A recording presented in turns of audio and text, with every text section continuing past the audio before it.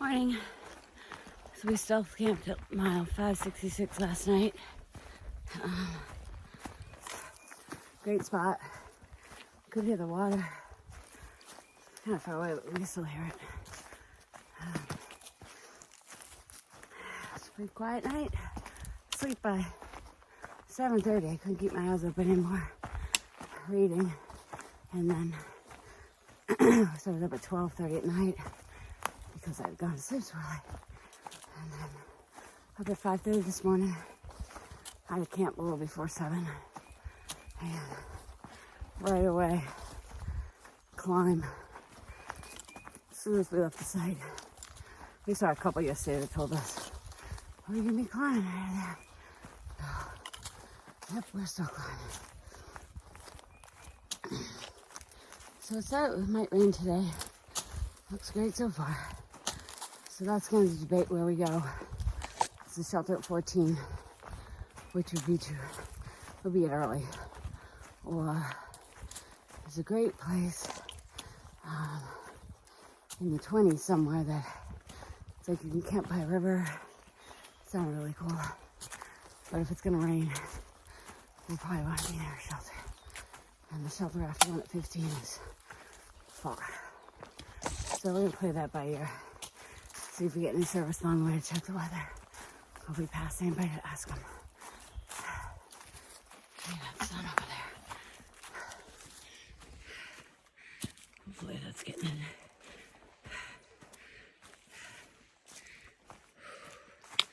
Like 50 degrees when I woke up.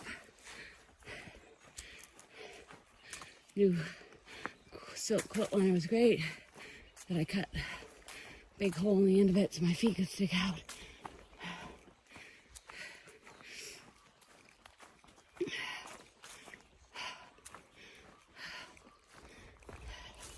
I did hear something in the middle of the night. I thought it was either animals fighting or maybe a big flock of birds flying. I don't know. It sounded pretty far away though, but I yelled Kyle's name once, nothing. And his hammock was really close to my tent. And then yelled his name a second time, nothing. It's like camping with you, Dee Dee. I don't know. I'd feel better with somebody that heard things in the middle of the night. You guys are sound sleepers.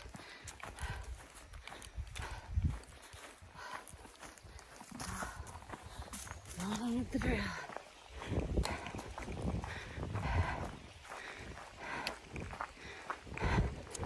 And the water down there.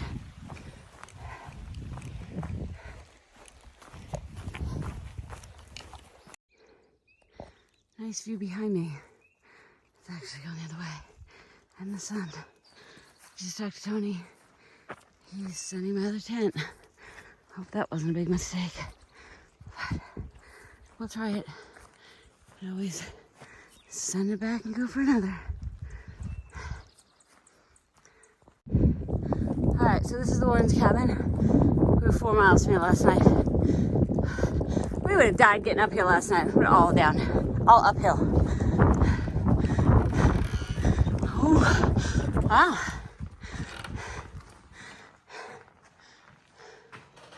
Oh, it's okay. I mean, it is nice. But they say there's a lot of mice in here. But they've said there's a lot of mice in every single one, and I still haven't heard mice. I mean, I've heard them. Oh, that's the nest beds right there. Let's take a picture of it. So we got a nice view over there. It's a nice view from the cabin. I mean, just to hang out here. Nice grassy spots to camp in. Are we going that way? Yeah. Oh, because I was going this way.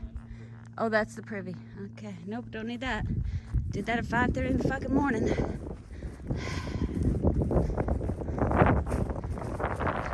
So we have booked a room tonight at a hostel because it's going to rain.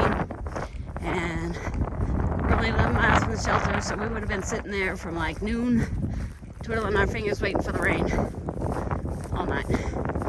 So we looked on Hook and found Miss Julie. I don't know the name of her hostel, but she's gonna pick us up in 16 miles, drive us to her hostel, where we split a room for only $30 each, and then, or $40, $30, that what she said, something. And then she's gonna shuttle us to where she picked us up back at 7:30 in the morning for only $15 each. So $45. I think we get food too, and a bed, and out of the rain. Bargain. Planning on the fly. We also could get a shower. That's a bonus shower. We didn't plan on that. We might even get some laundry. You know, it almost feels like cheating. Cheating, yeah, we're cheating. There's a lot of blowdowns on the trail today. I just had to go around this. Probably 4 or 5 other ones I've gone around. Big. They're just not doing trail maintenance up here, or recent. For dead, I didn't think there was gonna be a lot of climbing. There's been a lot of freaking hills.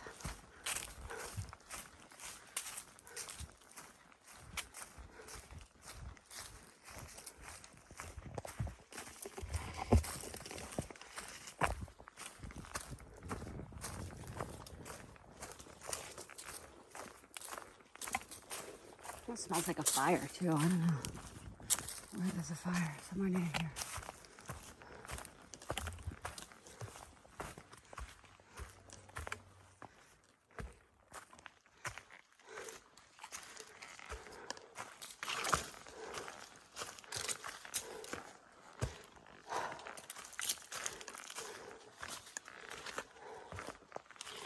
It's a little 10:43, and I've eaten a no-carb bar, a coffee cliff bar,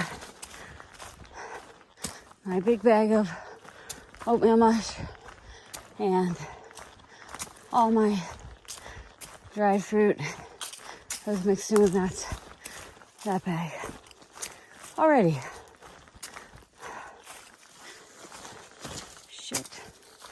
I'm still not water for like another 4 miles, so I haven't had my coffee yet, which I'm dying for.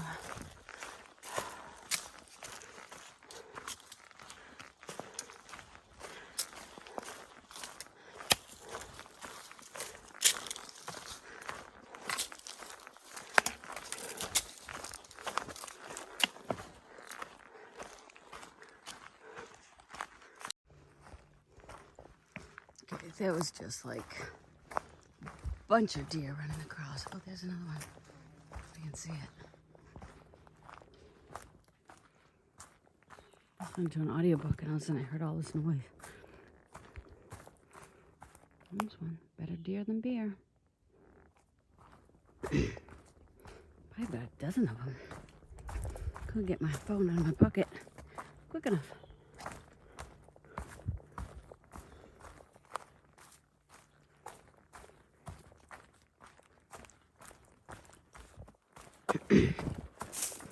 Well, I've had to go around like 3 or 4 more big trees in the middle.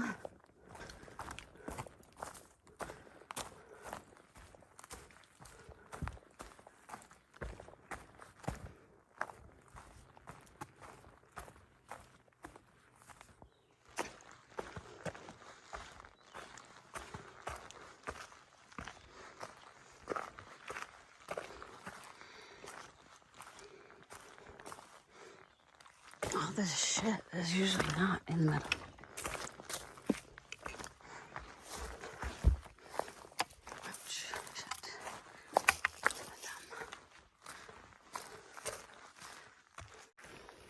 There was a fire somewhere near here. Crossed the road a little while back. And some guy asked me if I saw a fire. I said, no, I smell it. He said a bunch of fire trucks racing down the road. Now I smell it over here. Makes me a little nervous. Also the guy, so he was an older guy with a younger kid. He says, have you seen And he named some lady. I said, no.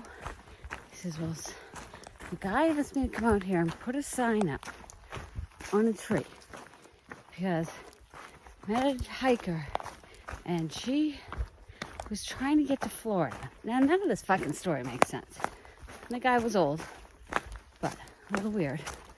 She was trying to get to Florida. So she thought she was on a trail that took her to Florida. I'm like, no. He says, yeah. So she needed back to Florida, so she went and bought some gear. And she started hiking. I'm thinking, man, you ever heard of a plane? I just told him, I said, the whole story sounds like crazy. It's like, and then he brought out a note, and it was a black bag. He said, well, I'm to tack this to a tree. And so if the woman sees it, it's, she can call this guy for help. It's like, okay, all right, I'll be seeing you. So I got a lost weirdo lady and a forest fire somewhere out here. Still without water. And actually, a woman gave me water. Told her I wasn't going to take water because of COVID. And she was like, oh, she was a day hiker. And she had this huge bladder of water. She said it was distilled and she hadn't drank out of it yet. So at that point, I had like 4 more miles to go to. And I was thirsty. So I did take the water. And then she also gave me a Bible verse. She was very nice. So there's supposed to be a campsite here. But it said in the guidebook there was water, but then it said there wasn't. So I might have to walk another 2 miles. But I'm going to check it out.